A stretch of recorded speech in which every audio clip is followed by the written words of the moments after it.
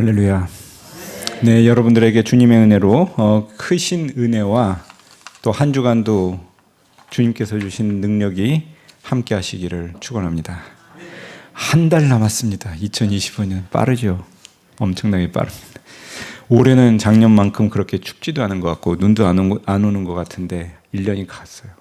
제가 달력을 보니까 한 달 전인 것 같은데 벌써 1년이 갔더라고요. 근데 다른 한편으로는 무슨 생각이 드냐면 지난 1년은 앞으로 한 달이 내일부터가 12월이니까 놓고 한번 이제 1년을 되돌아보시면서 한번 이제 감사의 제목을 한번 좀 써보시면은 좋을 것 같습니다. 목사님께서 며칠 전에 그 정성구 목사님의 그 감사의 제목 얘기를 이렇게 한번 말씀을 하신 적이 있는데 오래전에 칼빈학회에서 본 적이 있어요, 그분을. 근데 우리가 한번 감사의 제목을 찾으면요, 지난 1년 동안에도 하나님께서 얼마나 참 세세하게 우리를 돌봐주시고 또 우리를 또 함께 해주셨는지 참 감사의 제목이 끝도 없이 나올 수 있을 것 같습니다. 1년이 한 달같이 지나고 하루같이 지났다는 건 그만큼 우리에게 참 여러 가지 일들이 있었을 텐데 지켜보호해 주셨다는 뜻이거든요. 저는 지금 가만히 생각을 해보면 여름에 목사님 갑자기 그 몸이 편찮으셔갖고 이 수술을 또 하시게 되고 교회에서 이제 한두 달 정도 이렇게 좀 편찮은 시간을 보내실 때 엊그제 같이 엊그제 같이 지나고 지금 보면 너무 감사하게 또 이 어려움들이 이렇게 또 지나가고 평탄하게 가지 않습니까? 그래서 안 보는 것 같아도 하나님께서 매 순간 지키시면서 우리를 인도해 주시는 은혜를 또 깨닫고 감사하게 됩니다. 오늘 이제 요한 1서의 말씀을 이렇게 한번 좀 나누려고 그러는데 제가 제목을 우리의 힘으로가 아니다라는 제목으로 한번 이제 붙여봤습니다. 이 제목이요, 요한 1서 3장 이하의 말씀을 보면 사실은 읽어보시면은 그냥 아주 쉽게 한마디로 얘기하면 하나님의 자녀답게 살아라 이거거든요. 너희 안에 하나님의 성품을 품고 또 너희 안에 사랑을 가지고 살고 너희 안에 나쁜 말 하지 말고 너희 안에 주님의 영광을 가른 일 하지 말고 그리고 주님의 모습대로 주님의 계명을 따르면서 주님의 자녀답게 살아라, 이 말씀을 쭉 이렇게 해주십니다. 근데 이게 우리가 성도들의 삶에서 보면은 너무나 당연하게 알고 있는 거고 너무나 또 자명한 일이죠. 우리는 하나님 자녀답게 살고 성품이 좋게 살아야 돼. 근데요, 사실 이렇게 살아보려고 그러면 어떻게 느껴지냐면 되게 안 됩니다. 왜냐하면 우리 안에 울컥울컥하게 옛 성품들이 솟아나오고요, 쓴뿌리가 우리를 붙들고 갈 때도 참 많습니다. 성품이 많이 골아졌던 것 같은데도 옛날 우리가 어느 날 보면은 딱 자신을 보면은 부정적인 말, 부정적인 생각이 우리를 꽉 잡을 때도 있고요, 해보니까 안 돼 소리도 참 많이 하고, 그리고 다 이제 가라앉은 줄 알았는데 무슨 계기만 이렇게 딱 하나 잡히면은 그냥 사람이 그냥 딸랑거리는 종이 쳐지는 것처럼 옛날 성품이 울컥하게 나와가지고 막 싸움질도 하고 싶고 욕도 하고 싶고 이런 게 사람들의 성품이란 말이에요. 이만큼 하나님의 성품을 닮아간다, 우리가 하나님의 자녀답게 살아간다는 게 당연한 것 같지만 쉬운 일은 아닙니다. 근데 이게 성경을 보면은 참 놀라운 약속이 하나가 있는 게 뭐냐 하면 너희 힘으로 하는 게 아니야 이거거든요. 너희 힘으로 하는 게 아니야. 우리가 열심히 우리를 갈고 닦는 것은 굉장히 필요합니다. 그럼 우리가 항상 구원론적인 얘기를 할 때는 구원의 은혜, 칭의의 은혜는 하나님께서 우리에게 값없는 선물로 창세전에 약속하셔서 주신 것이지만, 그죠? 우리가 공로가 있어서 구원받을 수 있는 사람 하나도 없잖아요. 근데 그야말로 하나님의 약속 때문에, 하나님의 작정 때문에, 하나님의 선택 때문에 창세전에 너희를 내 자식으로 택하시고 그 약속 때문에 우리는 그냥 주님을 우리의 구주로 고백할 수 있는 은혜를 거저 받게 되는 거, 거저.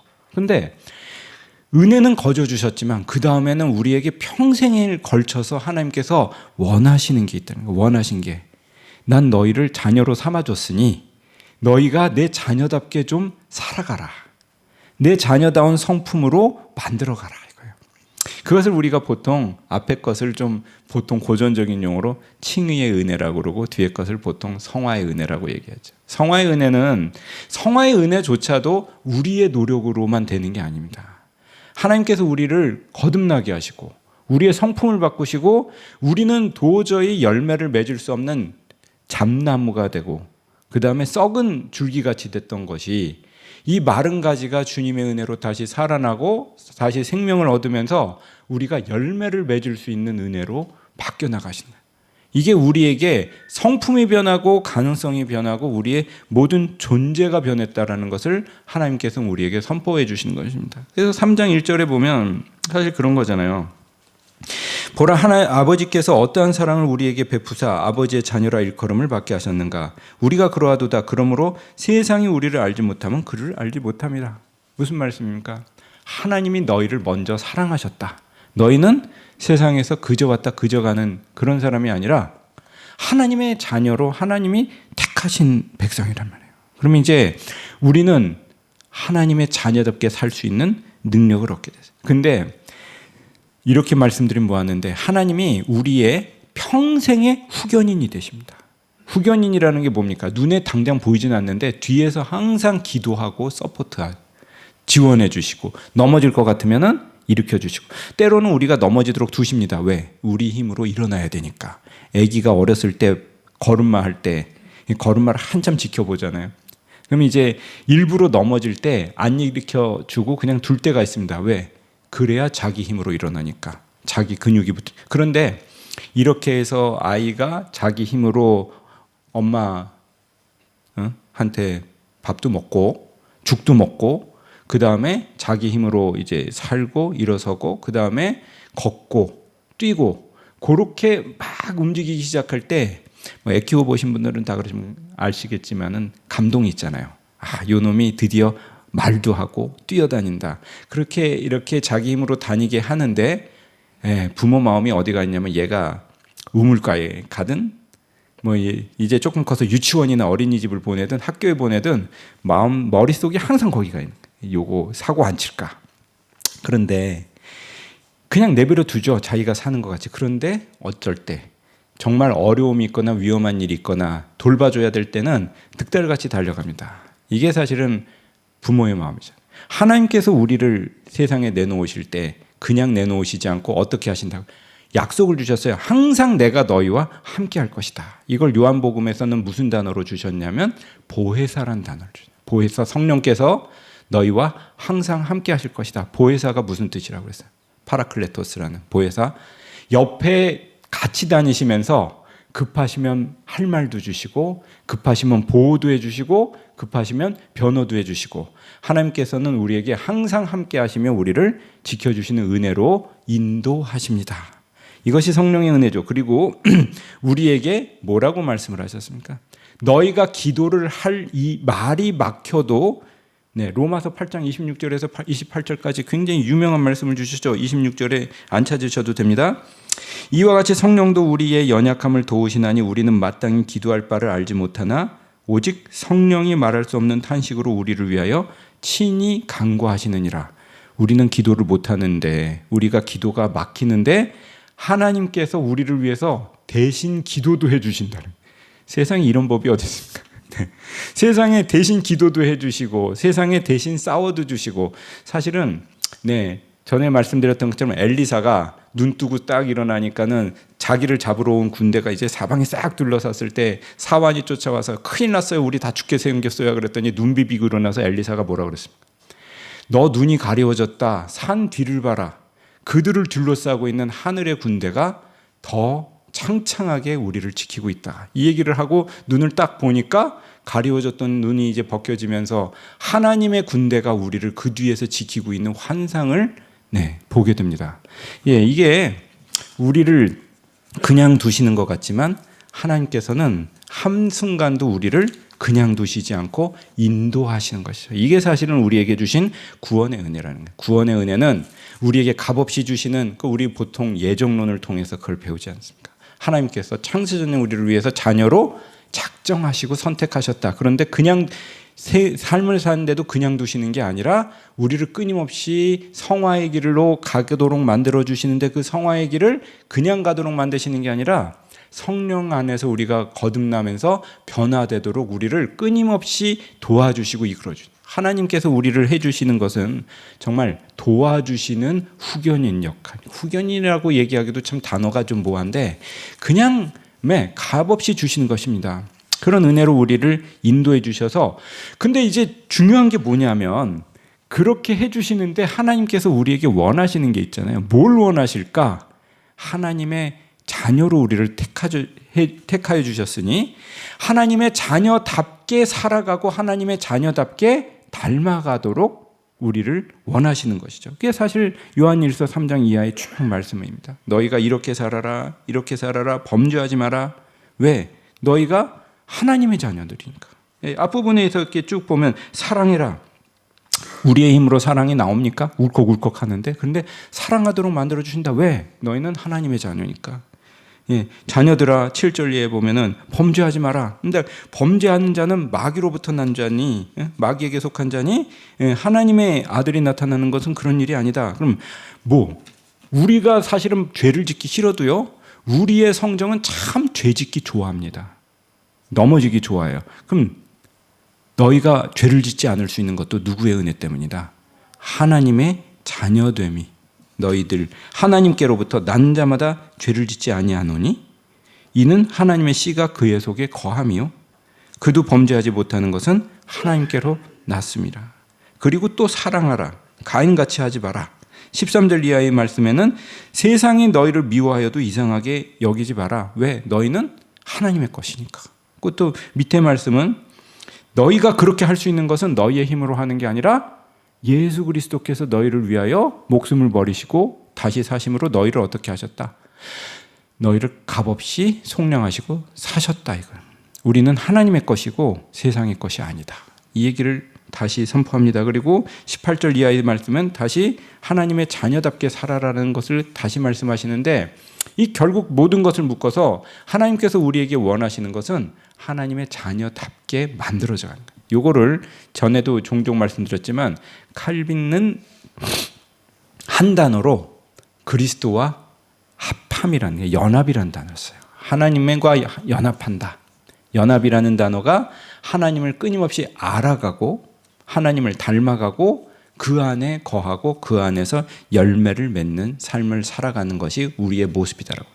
이걸 에베소서 같은 데에서도 여러 번 강조하면서 주님의 그 날까지 우리를 자라가게 하시고 또 그리스도의 모습을 닮은 자들로 성장하게 하시기를 원한다. 이것이 우리에게 주신 모습인 줄로 우리가 믿습니다. 그래서 우리가 이 땅 가운데에서 살아가면서 우리에게 소원이 있다면 하나님의 마음을 품고 하나님 자녀다운 삶을 살게 하여 주시옵소서. 이것이 우리에게 주시는 약속의 말씀인 줄로 믿습니다. 조금만 더 한번 가보겠습니다. 하나님의 자녀답게, 하나님의 성품답게 라고 할 때 우리에게 주어지는 가장 중요한 몇 가지가 있습니다. 그것이 이제 무엇일까라고 이제 볼 때 저는 1년을 이제 한번 지나가면서 한번 우리의 말과 행동으로 하나님의 자녀다운 모습을 살아가고 있는가라는 것을 한번 좀 생각을 해볼 수 있을 것 같습니다. 제일 믿음의 사람들이요. 믿는 사람들이 기도도 할 수 있고 거룩한 모습을 갖고 있을 수 있고 또 교회도 뭐 주일마다 가서 예배를 드릴 수 있는데 성품이 달라지고 하나님의 자녀답게 살 때 제일 중요하게 달라지는 지표가 뭘까? 전에도 말씀드렸지만 하나님 앞에 감사하는 삶을 사는 거예요. 감사. 네, 하이델베르크 요리문답을 보면 하이델베르크 요리문답을 통해서 이제 개혁교회 선조들이 뭘 얘기했냐면 구원받은 사람들에게 있어서 가장 중요하게 나오는 지표가 뭐냐면 감사라고 그랬어요. 감사는 뭘로 나오냐? 기도로 나오고 또 고백으로 나온다. 근데 우리에게 있어서 감사의 삶에 있어서 가장 또 중요하게 나오는 하나는 뭐냐면 우리의 말이 바뀌는 거라고 생각합니다. 그 전까지는 투덜투덜거리는 말이었다가 이제는 뭘 해도 감사의 말이 우리에게서 나올 수 있는 거예요. 이 일을 해도 감사합니다. 못된 사람을 주셔서 감사합니다. 좋은 사람을 주셔서 감사합니다. 나로 하여금 참 어려운 일을 겪게 하셔서 감사합니다. 나로 하여금 이 일이 형통하게 하여 주셔서 감사드립니다. 왜 그럴까요? 우리의 매 순간 하나님께서 우리를 함께 하시고 인도하시기 때문입니다. 누구도 우리의 입에서 낙담하고 저주스러운 말이 나오는 것이 아니라 왜 하나님께서 나에게 저런 사람들을 붙여주셨을까? 투덜. 왜 나에게 이런 길로 인도하셨을까? 투덜. 하나님께서 하시는 일 중에는 이유 없는 일이 단 하나도 없다. 예. 하나님께서 우리에게 주신 것 중에는 좋지 않은 것이 하나도 없다. 아우구스티누스라고, 어거스틴이죠. 어거스틴이 회심하고 나서 했던 굉장히 중요한 말이 있습니다. 뭐라고 그랬냐면 하나님께서 나에게 주신 것 중에는 좋지 않은 것이 하나도 없더라 이러니. 나에게 주실 수 있는 가장 좋은 것을 나에게 항상 주시는 하나님. 이게 어거스틴의 고백이었습니다. 우리의 말에서 감사의 말이 나와야 되죠. 근데 감사의 말과 더불어서 또 하나 서로를 향해서 격려해주고 서로를 향해서 생명의 말 주는 그러한 성품으로 우리가 닮아가기를 원합니다. 여러분들 전에도 가끔 말씀을 드렸지만 야고보서 3장 5절에도 그 말씀 주죠. 혀는 작은 지체지만 큰 것을 자랑하고, 혀는 세치밖에 안 되지만 모든 것을 움직일 수 있는 키 같은 역할을 한다. 하나님께서 우리에게 말을 통하여 우리의 삶을 온전하게 인도할 수 있는 은혜를 주셨습니다. 그래서 믿음의 사람들은 부정적인 말, 저주의 말, 그리고 안 되는 말 하는 게 아닙니다. 저는 유명한 얘기를 하더라고요. 어렸을 때 어떤 말을 들었는데 그 말대로 되는 경우가 있습니다. 유고슬라비아에 그 티토라고 아주 유명한 독재자가 있었죠. 그분 죽고 나서 유고가 다 쪼개져 갖고 박살이 나서 뭐 맨날 전쟁하고 그래갖고 엄청 많이 죽었지 않습니까? 지난 20년 이내 지금까지도 해결이 안 됐어요. 엄청난 독재자였는데, 근데 뭐 좋은 독재자, 나쁜 독재자 떠나서 공산사회 독재자였죠. 근데 이제 어렸을 때 그 티토가 성당에 다녔는데 이 성당에서 좀 사고를 쳤어요. 똑같이 이제 그 사고를 쳤는데, 근데 이제 동방종교였으니까 신부님이 티토는 딱 사고를 치고 오니까 뭐라고 그랬냐면은 뺨때기를 쫙 때리면서 이 조그만 놈이 말이야 교회에서 사고나 치고 다시는 교회에 들어오지 말라고 야단을 팍 쳐서 내보냈대요. 얘는 나중에 자라갖고 공산주의자가 됐습니다. 그리고 엄청나게 그 민족을 그 민족적인 어떤 다양성을 갖다 이제 탄압을 했었던 독재자가 됐어요. 근데 옆에 동네 이제 그 교회에서는 한 친구가 비슷하게 떡 사고를 쳤는데, 그때 이제 신부님이 그 동방종교 신부님이 머리 길게 이렇게 수염 길게 하고 뭐 그런 전통이 있잖아요. 머리를 갖다 쓰다듬으면서 야, 너가 이렇게 참 어려운 실수를 잘 이겨나가는 걸 보니까 너는 나중에 사람들을 잘 돌보는 훌륭한 성직자가 될 거야. 이 이야기를 갖다 이제 듣고 이 아이가 자라나게 됩니다. 이 아이가 잘 자라가지고 나중에 그곳을 참 잘 관리를 하는 정교회 대주교로 성장을 하게 돼요. 똑같은 사고를 쳤는데 한 놈은 너 뺨때기를 딱 때리면서 너 다시는 이 교회에 발 디딜 생각하지 말라고 그러니까 세월이 지나면서 자라갖고 공산당 독재자가 되고, 다른 아이는 참 칭찬으로 이렇게 섬기니까 이 아이가 많은 사람들을 돌보는 중요한 일을 하잖아요. 제가 가끔 가다가 이제 이런 이야기를 할 때가 있습니다. 밖에서. 지금 목사님께서 가끔 하신 말씀 중에 어릴 때 그냥 지나가다가 한 번씩 이 축복의 말을 해줬는데 한 20년, 30년 지나고 나니까는 그 아이가 그대로 돼가지고 그 일을 하고 있더라. 이런 말씀을 가끔 전해주신 적이 있잖아요. 근데 저는 그 말씀이 굉장히 좀 깊게 와닿았어요. 우리가 어린애들이라고 하더라도 축복의 말, 또 좋은 말, 격려의 말을 통해서 사람들을 도와주면 그 사람들의 삶이 좋은 쪽으로 됩니다. 근데 빈정거리는 말, 거친 말, 저주의 말을 하면은 그것이 그대로 되죠. 이거 전설이 하나 있는데 이거는 이 전설이 사실인지는 제가 한번 확인을 해봐야 되겠는데 이런 얘기도 있습니다. 영국 북쪽에 가면은 사람들이 공원을 하나 만들었는데 12사도라는 나무를 심어 놓은 게 있대요. 이 12사도라는 나무를 심어 놨는데 그 중에 한 나무가 말라 죽었답니다. 그 한 나무의 이름이 뭐냐면 가룟유다라는 나무예요. 그래서 사람들이 지나가다 다른 데는 베드로, 뭐 다른 데는 다 이렇게 좋은 얘기로 이렇게 축복의 말을 갖다 이제 나무에서 하고 가는데 꼭 가룟유다라는 나무 앞에 가면 너는 말이야. 너 뭐 거친 말로 뭐 욕도 하면서 너놈의 자식은 말이야. 응? 예수님을 갖다가 배반하고 어쩌고 넌 말라 죽어라. 맨날 그렇게 얘기를 했더니 실제로 그 나무는 이상하게 힘이 없고 말라 죽더라. 이 얘기가 전설처럼 나오는데 그런 개연성이 충분히 있는 얘기라고 보입니다. 사실은 이제 도마도 나무를 하나 키우더라도 좋은 말을 해서 키운 놈이 잘 자란다고 그러잖아요. 근데 평생 사람들이 지나가면서 넌 가룟유다 나무야. 이건 아니라는. 그러면 이제 나무가 못 견디더라는 거죠. 자, 하나님의 자녀된 사람들, 하나님의 성품을 담고 사는 사람들, 주님의 이름으로 주님의 음성을 바라고 주님의 축복의 말을 하는 여러분들이 되시기를 원합니다.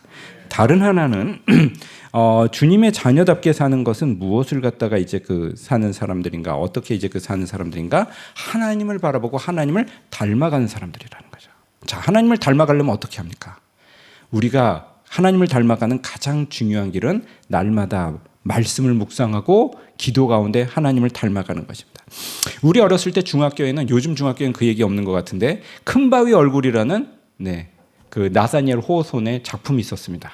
근데 거기 보면은 그 어린 어니스트라는, 이름도 그렇지만 어니스트, 정직하다는 그 어린 아이가 평생 뭘 하냐 하면은 그 큰바위 얼굴이 딱 있는데 그 큰바위 얼굴을 보면서 저 얼굴을 닮은 인자한 사람이 이 마을에 오게 될 거야. 이걸 어렸을 때부터 늙을 때까지 계속 쳐다보면서 이제 기다리는 그림으로 나오잖아요. 그런데 이 아이가 지금 와도 안 거고, 어른이 돼서도 그런 얼굴을 가진 사람이 없고, 나이가 들어가지고도 그런 사람들이 찾아오는 걸 갖다 보질 못해갖고 내 평생에 못 보나 보다라고 이제 낙담을 하고 있는데, 집에 찾아왔던 유명한 이제 사람이 이 사람인가 했더니 그 사람도 아니라서 실망을 하는데, 이분이 앉아서 연설을 듣는데 어네스트가 사람들 앞에서 연설을 하는 그 장면에서 갑자기 그 어네스트한테 거룩한 얼굴이 나오는 것을 보고, 큰바위하고 똑같은, 큰바위 얼굴하고 똑같은 사람이 저기 있어요 라고 하면서 그 작품이 지나가죠. 자, 이게 사실은 이 호손이 얘기하고 싶었던 게 뭘까? 저는 이제 보면요, 어네스트라는 아이가 평생의 큰바위 얼굴을 바라보면서 그 얼굴을 닮아갔다는 겁니다. 그러니까 큰바위 얼굴을 평생 바라보면서 저런 얼굴을 가진 사람은 언제 이곳에 올까? 저런 얼굴을 가진 사람은 얼마나 좋을까? 그러다 보니까 자기가 닮아갔다는 거예요. 우리 어렸을 때는 그래서 꼭 이게 뭐 하기는 하지만 좋은 위인전을 참 많이 일으켰었던 기억이 있습니다. 왜? 그런 얼굴을 좀 닮아가라. 그런 삶을 닮아가라. 요즘 초등학생이나 중학생이나 아니면 이제 어린애들을 보면 위인전 같은 건 안 읽어요. 그럼 뭘 얘기를 하냐면 주로 이제 유명한 게이머 아니면 성공한 부자, 이게 사실 어린아이들한테는 표상이 됩니다. 근데 이게 그 인생이 뭐 당장은 어떻게 될지 모르겠지만 장기적으로 사람들을 이롭게 하고 사람들을 행복하게 만들고 자기의 인생이 복되게 하는 데는 한계가 있는 그림들이라. 사실 우리는, 성도들은 좋은 약속을 받았습니다. 하나님의 얼굴을 바라보고 하나님의 얼굴을 닮아갈 수 있는 것이죠. 근데 우리가 하나님의 얼굴을 닮아가기 위해서 방금 말씀하지만 어떻게 해야 됩니까? 주님의 얼굴을 봐야죠. 모세가 시내산 꼭대기에 올라가서 40일 동안 주님과 기도하면서 함께했던 것처럼 우리가 주님의 말씀을 먹고 주님의 묵상을 하고 주님의 성품을 받고 그러면서 우리의 모습이 닮아갈 때 여러분들의 삶이 복되고 여러분들에게 속한 모든 분들이 기쁨을 얻게 되는 은혜가 있을 것입니다. 그러니까 여러분들에게 올해 한 해를 마치고 내년을 이제 바라보면서 여러분들의 삶에 주님의 모습 닮아가는 그러한 은혜와 복이 있기를 원합니다. 여러분들의 신분은요, 여러분들의 신분은요, 그냥 사람들이 아닙니다. 여러분들은 하나님의 자녀예요. 그래서 방금 이제 말씀했던 요한일서 3장 1절 2절 다시 그 말씀을 주시잖아요. 아버지께서 어떠한 사랑을 우리에게 베푸사 뭐라? 하나님의 자녀라 일컬음을 받게 하셨는가? 여러분들은 하나님의 자녀입니다. 세상은 그걸 모릅니다. 그리고 주를 향한 이 소망을 가진 자마다 그의 깨끗하심과 같이 자기를 깨끗하게 하느니라. 왜? 아버지를 닮고 싶으니까. 여러분들이 하나님의 자녀 되기를 원하는 것이죠. 5절 이하의 말씀을 보면 그를 바라볼 때에 그가 우리 죄를 없애려고 나타나신 것을 너희가 아나니 그에겐 죄가 없어. 왜? 아버지는 죄가 없이 깨끗한 분이에요. 근데 그를 바라볼 때 여러분들의 삶이 어떻게 되기를 원합니까? 여러분들의 삶이 하나님께서 보시기에도 나를 닮은 사람들이 지금은 비록 죄가 묻고 때가 묻고 참 거친 삶을 살지만 나의 모습을 닮은 내 자녀들이 되기를 원하시는 것이죠. 그래서 이 능력을 주님께서 우리에게 주시는 은혜가 있습니다. 우리에게 예수님을 세워주시고 예수님을 통해서 우리를 대속하시고 예수님을 바라보고 예수님을 닮아갈 때 주님의 자녀들의 모습이 닮아가는 은혜를 우리에게 허락하신 것이죠. 여러분들이 주님 안에 있는 사람들이 되기를 원합니다. 하나님의 씨가 여러분들 안에 거하시고 그리고 하나님께서 깨끗하신 것처럼 거룩하신 것처럼 여러분들도 하나님에게서 난 자녀다운 모습을 만들어 가시는 은혜가 있으시기를 원하는 것입니다. 마지막으로 이렇게 쭉 말씀을 주시면 결국 이제 3장의 말씀은 주님이 그러한 모습을 갖고 있는 것처럼 우리에게 원하시는 것이 뭐냐? 아까 전에 제가 본문의 말씀인 그 3장 22절 이하의 말씀을 쭉 보면 21절부터 좀 보겠습니다. 사랑하는 자들아, 만일 우리 마음이 우리를 책망할 것이 없으면 하나님 앞에서 담대함을 얻고 무엇이든지 구하는 바를 그에게서 받나니 이는 우리가 그의 계명을 지키고 그 앞에서 기뻐하는 것을 행함이라. 그의 계명은 이것이니 곧 그 아들 예수 그리스도의 이름을 믿고 그가 우리에게 주신 계명대로 서로 사랑할 것이니라. 그 이름을 믿고 서로 사랑하라. 너희 힘으로 하는 게 아니라 예수의 이름으로. 예수께서 우리 안에 역사하시면서 우리에게 새 힘을 주시고 새 능력을 주시옵소서. 그래서 우리에게 사랑하게 하옵시고 그의 계명을 지키는 자는 주 안에 거하고 주는 그 안에 거하시나니 우리에게 주신 성령으로 말미암아 그가 우리 안에 거하시는 줄을 우리가 아느니라. 내가 너희 안에 너희가 내 안에 거하면 아무 거칠 것이 없다고 예수님 말씀하시고 포도나무가 포도가지에 거하는 것처럼 주님 안에 거하면서 주님을 닮아가는 모습을 만들어가기를 우리에게 소원하고 계시는 것이죠. 그래서 결국은 그와 같이 하라. 그와 같이 하라. 근데 그와 같이 하라. 그가 우리를 위하여 목숨을 버리셨으니 우리도 서로 사랑하고 형제들을 위하여 목숨도 버리고 사랑하고. 그러나 이 모든 것들이 가능한 건 우리의 능력 때문이 아닙니다. 이게 우리에게 한편으로 위로가 됩니다. 스스로를 바라볼 때는 참 낙담스러운 게 인간인데 우리를 끊임없이 도와주시고 우리를 그렇게 만들어주시는 분이 계십니다. 하나님의 은혜와 성령의 은혜가 우리를 주님의 자녀답게 만들어 주실 줄로 믿는 것입니다. 이 능력이 여러분들 안에 열매가 되고 꽃이 피고 열매가 될 때 가는 곳마다 여러분들 없으면 세상이 안 돌아간다는 얘기가 나올 거고 여러분들이 없으면은 세상이 망할 것 같은 얘기도 들리고 거꾸로 여러분들이 가는 곳마다 귀하게 존귀히 여기심을 받고 하나님의 자녀된 생명의 역사가 여러분들의 가정에서 사는 터전에서 그리고 만나는 모든 사람들 가운데 솟아져 나오는 은혜가 여러분들에게 함께 하시기를 축원하는 것입니다.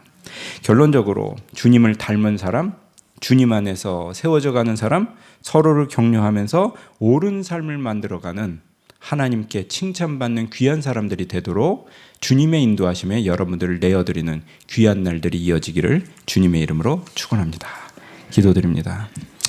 주님, 우리가 주님의 자녀된 은혜는 우리의 공로가 아니라 하나님의 거룩한 선택의 은혜인 줄로 믿습니다. 그러나 우리에게 원하시는 것처럼 하나님의 자녀답게 만들어져 가고 하나님의 자녀답게 세워져 가고 그리하여 우리가 가는 곳마다 주님의 생명이 넘치고 기쁜 말이 넘치고 또 은혜가 넘쳐서 하나님의 귀한 은혜가 우리 가운데서 선포되는 삶이 될 수 있도록 이곳에 모인 성도들 한 사람 한 사람을 기억하시고 복 내려 주시기를 원하며 우리 주 예수님의 이름으로 기도드립니다. 아멘.